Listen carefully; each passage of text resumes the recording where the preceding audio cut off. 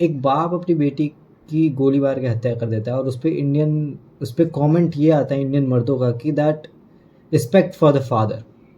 इस बात से मेरे को एक चीज़ समझ में आई ना, दैट एक भारतीय बेरोज़गार मर्द जो है ना, वो ज़िंदगी में बहुत कुछ करना चाहता है, बहुत क्रांतिकारी होता है, ठीक है?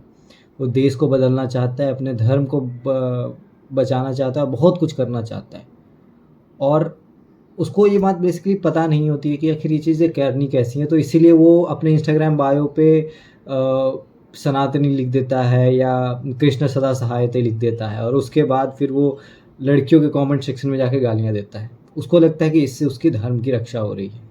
उसका ये मानना है दैट उसके डीपी पे जो महादेव की पिक्चर लगी हुई है ना, उन महादेव को सबसे ज़्यादा खतरा और महादेव को सबसे ज़्यादा परेशानी जो है वो रील्स पे डांस करती लड़कियों से है। उसका उसका यही मानना है कि प्रेमानंद महाराज के स्टेटस लगा देने से उसको ये अधिकार मिल जाता है कि वो जाके किसी भी लड़के के कमेंट सेक्शन में, किसी भी लड़की के प्रोफाइल पे, किसी भी लड़की के डीएम्स में, मैसेजेस में वो जाके आर वर्ड लिख सकता है। उसको इस बात का ना परमिशन मिल गया है from God himself. Chand cases of alimony के देखने के बाद इस देश के बेरोजगार मर्द को ये यकीन हो चुका है कि लड़कियां सिर्फ एलिमनी के लिए शादी करती हैं, लड़कियां सिर्फ गोल्ड डिगर होती हैं।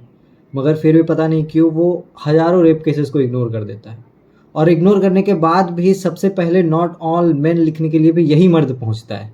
भारतीय बेरोजगार युवा के जेब में एक फूटी कौड़ी नहीं होगी, मगर उसका ये मानना है दैट हज़ारों लड़कियां उससे बस एलिमनी के लिए शादी करने को तैयार है।